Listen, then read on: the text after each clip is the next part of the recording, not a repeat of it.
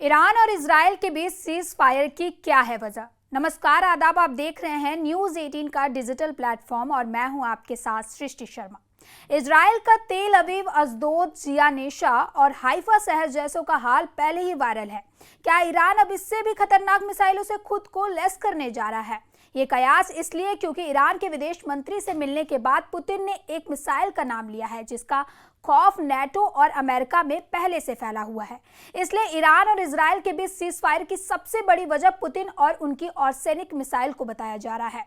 क्या cease fire के बाद भी युद्ध तेज हुआ तो ईरान रूस की ऑर्सेनिक मिसाइल से हमले करने को तैयार हो रहा है? पुतिन से भी ज्यादा अब ऑर्सेनिक मिसाइल का डंका बज रहा है। ईरान के विदेश मंत्री के साथ पुतिन की मीटिंग ने ऑर्सेनिक वाला अलार्म बजा दिया है कि ऑर्सेनिक का खौफ अब पश्चिमी एशिया में सबसे बड़े युद्ध की शुरुआत करने वाला है। पुतिन ने तेल अवीव पर हुए ईरान के मिसाइली अटैक देखे हैं। पुतिन जानते हैं कि ईरान अब तक इस युद्ध में करीब 600 मिसाइल दाग चुका है। तेल अवीव, हाइफा और बेगल शेवा में हुए धमाकों को देखने के बाद आखिर पुतिन ने ऑर्सेनिक मिसाइल का जिक्र क्यों किया? पुतिन का सिग्नल सवाल उठा रहा है कि क्या रूस अब ईरान को अपनी ऑर्सेनिक मिसाइल देने वाला है? क्या ईरान की एरोस्पेस फोर्स अब पुतिन की ऑर्सेनिक को लॉन्च करने की तैयारी कर रही है? ये मिसाइल जहां वार करती है उस जगह को 4000 डिग्री सेल्सियस में जला डालती है। ये मिसाइल परमाणु बम नहीं लेकिन उससे कम भी नहीं है। ये पुतिन की 4000 डिग्री वाली भट्टी कही जाती है।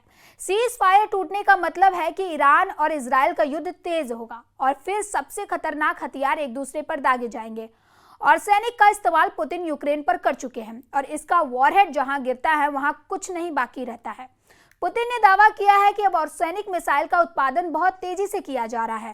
ईरान को भी ये बात बताई गई है। इसलिए जब डोनाल्ड ट्रंप इस युद्ध में सबसे आगे बढ़ चढ़कर बोल रहे हैं और सीज फायर कराने का दावा कर रहे हैं, तब ईरान और इजराइल के बीच युद्ध और तेज होता नजर आ रहा है। एक तरफ तेल अवीव, दूसरी तरफ तेहरान। दुनिया ने दो राजधानियों को दहलते हुए देखा है। एक तरफ ईरान के हमले और दूसरी तरफ इजराइल के अटैक। सीज फायर क्या डबल फायर में बदलने वाला है? हालांकि ईरान ने सीना ठोक कर यह दावा कर दिया है कि वो इस जंग का विजेता रहा। खबरों के मुताबिक ईरान और इजराइल के बीच युद्ध विराम में पश्चिमी एशिया के देश कतर की अहम भूमिका रही। कतर के टीवी चैनल अल जजीरा के मुताबिक वहां के पीएम ने ही ट्रंप के कहने पर युद्ध विराम के लिए ईरान को मनाया। यानी ट्रंप ने भले ही सीज फायर का ऐलान किया लेकिन पर्दे के पीछे से असली खेल कतर के प्रधानमंत्री ने खेला। इजराइल ने 13 जून की सुबह ईरान पर भीषण हमले शुरू कर दिए थे। युद्ध के पहले ही दिन ईरान की सेना के कई बड़े अफसर और कई परमाणु वैज्ञानिक मारे गए थे। इसके बाद ईरान ने भी जंग का ऐलान करते हुए जवाबी हमले शुरू कर दिए थे और इजराइल के शहरों में तबाही मचानी शुरू कर दी। ईरान की तरफ से इजराइल में लगातार मिसाइलें दागी जा रही थी। 12 दिनों तक चली इस लड़ाई में दोनों देशों को भारी नुकसान हुआ, लेकिन माहौल तब और ज्यादा गर्मा गया था जब इस जंग में अमेरिका कूद पड़ा। अमेरिका ने इजराइल का साथ देते हुए ईरान के कई परमाणु ठिकानों पर हमले का दावा किया था और इसी के बाद ईरान बुरी तरह भड़क गया था। उसने सीज फायर से कुछ घंटे पहले कतर में अमेरिका के एक सैन्य ठिकाने पर मिसाइल हमला कर दिया।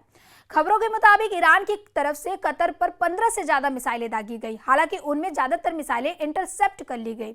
यानी ईरान, इजराइल और अमेरिका के बीच छिड़ी जंग का दायरा पश्चिमी एशिया के दूसरे देशों तक बढ़ गया और जंग की आग और ज्यादा भड़कने की आशंका जताई गई। कतर के टीवी चैनल अल जजीरा के मुताबिक डोनाल्ड ट्रंप की पहल पर वहां के प्रधानमंत्री ने ईरान से सीज फायर पर बातचीत शुरू की। अल जजीरा के मुताबिक ट्रंप ने कतर के पीएम को भरोसा दिया कि वो तो इजराइल को युद्ध विराम के लिए मना लेंगे, लेकिन उन्हें ईरान को बातचीत के टेबल पर लाना होगा। इसके बाद कतर के पीएम ने सीधे ईरान के अफसरों को फोन मिलाया और सीज फायर के लिए मना लिया और इसी के बाद अमेरिकी राष्ट्रपति ने सीज फायर की घोषणा की। लेकिन उनके ऐलान से कुछ घंटों पहले ही ईरान ने कतर में मौजूद अमेरिका के एयरबेस पर जबरदस्त बमबारी कर दी थी। ईरान की सेना ने वहां एक ही झटके में 1.5 दर्जन से ज्यादा मिसाइलें फोड़ दी थी। इस हमले के बाद ईरान ने अमेरिका के साथ हिसाब बराबर करने का दावा किया क्योंकि अमेरिका ने ईरान के 3 परमाणु ठिकानों पर बारूद की बारिश कर दी थी और इसी के बाद ईरान ने जोरदार पलटवार किया। उसने कतर की राजधानी दोहा में मौजूद अमेरिका के सैन्य ठिकानों पर भयंकर एयर स्ट्राइक कर दी। ईरान से दागी मिसाइलें देखते ही देखते दोहा के आसमान में हर तरफ फैल गई। इस दौरान वहां लोगों का डर के मारे बुरा हाल हो गया क्योंकि उन्हें मिसाइलों की शक्ल में मौत आती नजर आई। उन्होंने जान बचाने के लिए भागना शुरू कर दिया। ईरान के कतर की राजधानी दोहा में अल उदैर नाम के अमेरिकी बेस पर धावा बोला। पश्चिमी एशिया के देश कतर से ईरान की दूरी 500 किलोमीटर से ज्यादा है। फारस की खाड़ी दोनों देशों को अलग करती है। हालांकि कतर के ईरान और अमेरिका दोनों के साथ दोस्ताना रिश्ते हैं। इतना ही नहीं, अमेरिका ने तो कतर में सालों से अपना सैन्य बेस भी बना रखा है। लेकिन ईरान में अमेरिका के हमलों से भड़की वहां की सेना ने सीरिया के बाद कतर पर भी हवाई हमला कर दिया। हालांकि इस बमबारी के बाद अमेरिका ने बताया कि ईरान के हमलों में उसके किसी भी सैनिक को कोई भी नुकसान नहीं पहुंचा। और इस सब के बीच अमेरिकी राष्ट्रपति डोनाल्ड ट्रंप के ऐलान के कुछ घंटों बाद ही इजराइल के प्रधानमंत्री नेतन्याहू ने भी सीज फायर की पुष्टि कर दी। उन्होंने दावा किया कि 12 दिन के युद्ध में इजराइल ने वो सब हासिल कर लिया जिसके लिए उसने ईरान पर हमला किया था। इतना ही नहीं, नेतन्याहू ने दो टूक कह दिया कि अगर दुश्मन ने सीज फायर का उल्लंघन किया और दोबारा इजराइल पर बमबारी की तो उसे मुंह तोड़ जवाब दिया जाएगा।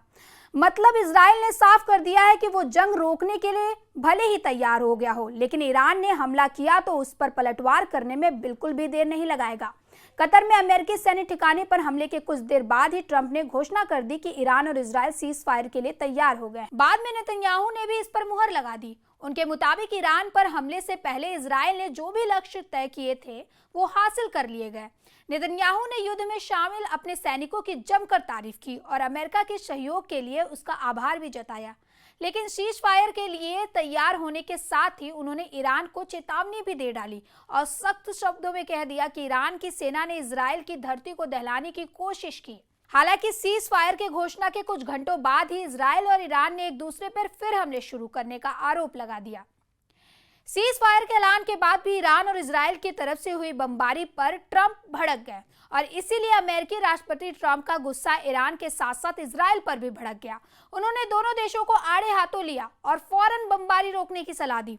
हालांकि इजराइल और ईरान के बीच सीज फायर की घोषणा सबसे पहले डोनाल्ड ट्रंप ने ही की, लेकिन ऐलान के कुछ घंटों बाद ही उन्होंने दावा किया कि दोनों ही देशों ने एक दूसरे पर हमले किए। इसलिए ट्रंप ईरान के साथ इजराइल पर भी गुस्से से आग बबूला हो गए।